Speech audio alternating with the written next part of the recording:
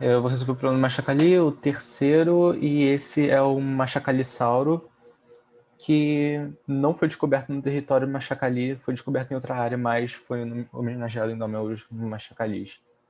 Machacalisaurus topai, nome. Os machacalis são do Nordeste, de Minas Gerais, né, aqui fotos dos machacalis. E ele é parte da família Macro-G. A família Macro-G é uma das mais importantes do Brasil, junto com o Tupi, Caribe, Arawak.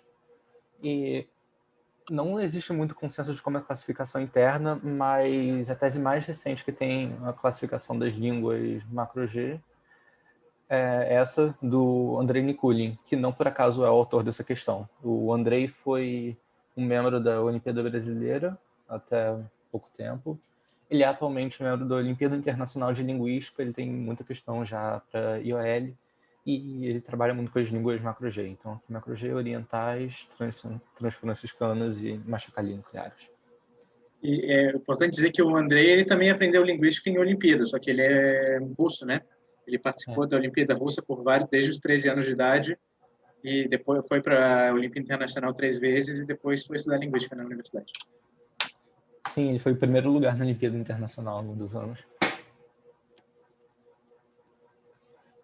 Os dados de questão. E a primeira coisa que é bom de perceber é que tem estruturas de frases bem parecidas. Na verdade, um tipo bem limitado.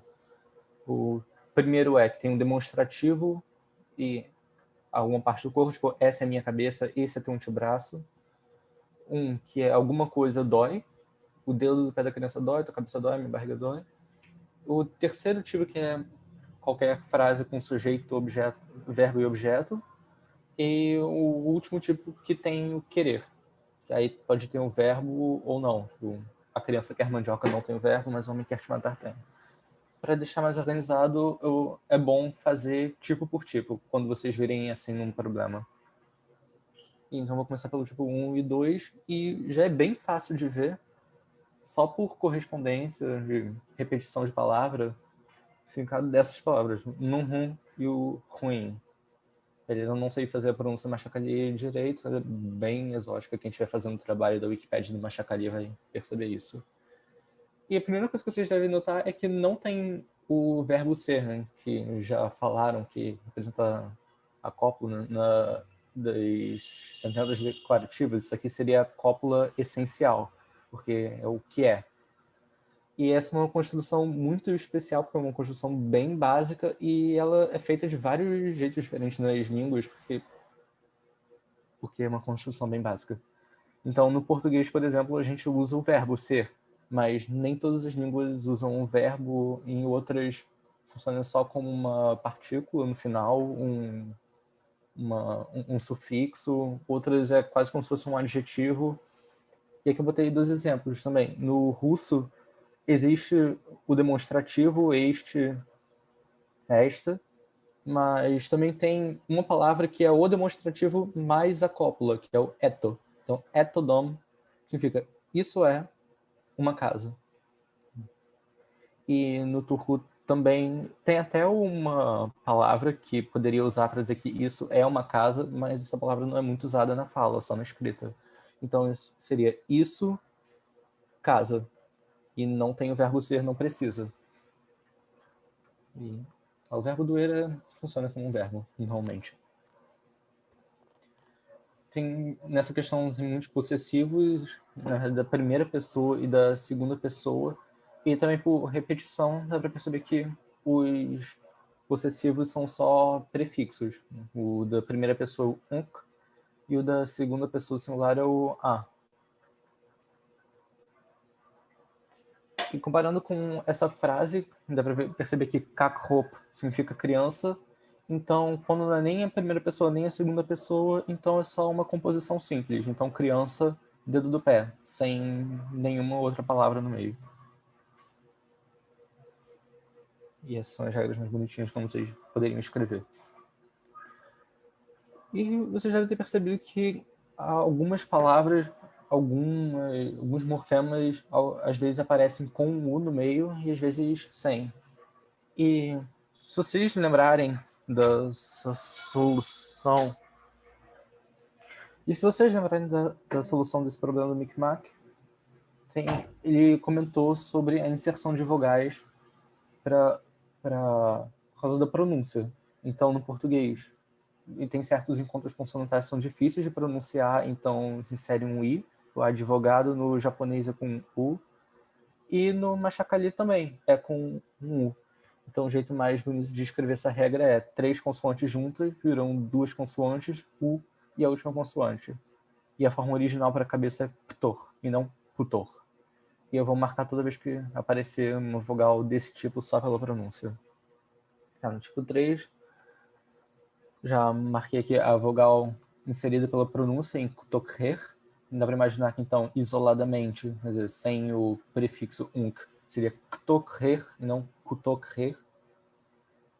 Os prefixos de posse, unk kutokher, para ser a minha filha.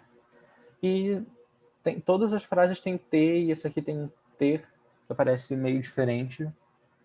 E o verbo no final, que dá para ver aqui pela repetição do V, o tio V, a filha do branco, e meu irmão me vê.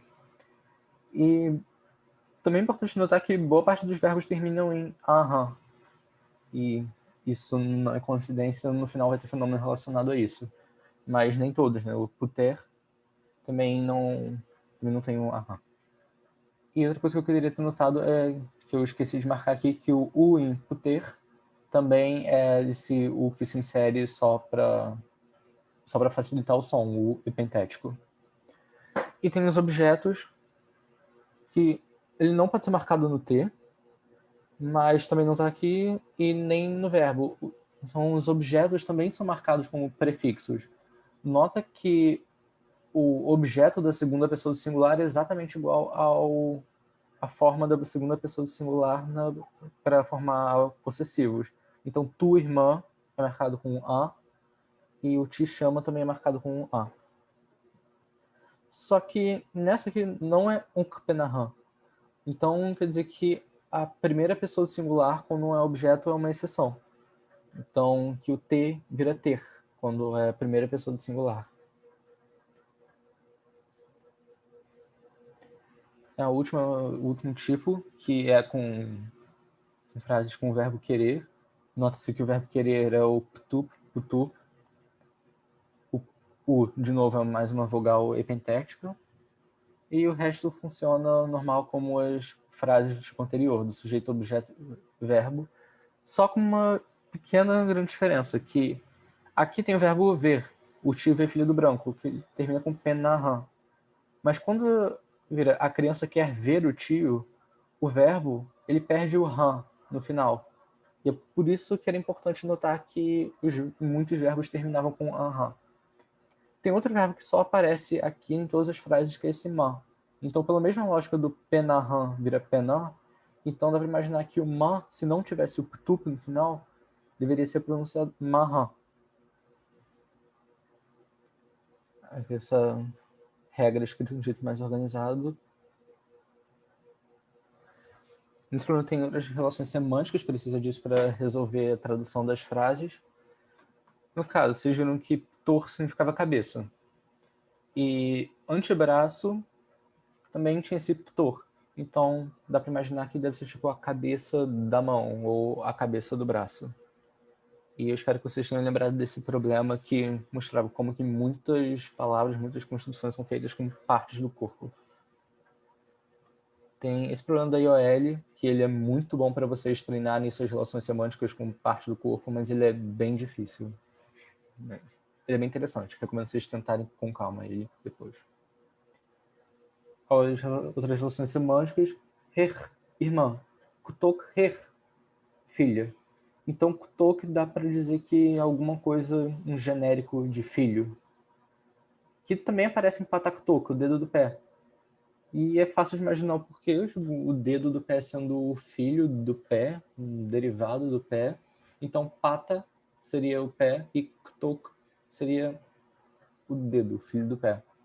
Usando essa mesma lógica, se irmã é her, kutok her é filha, então pit, irmão, kutok pit deve ser filho. E putor, cabeça da mão vira antebraço, então perna, coxa deveria ser patator.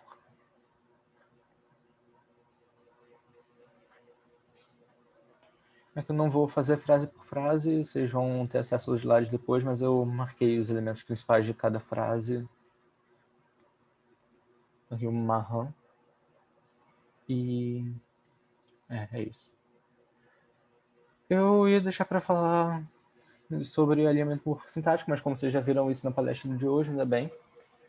Queria comentar basicamente que o Machacali é uma língua ergativa absolutiva, assim como outras línguas macro-Gs, porque o T marcava exatamente o sujeito dos verbos transitivos, enquanto o sujeito intransitivo e o objeto intransitivo são não marcados.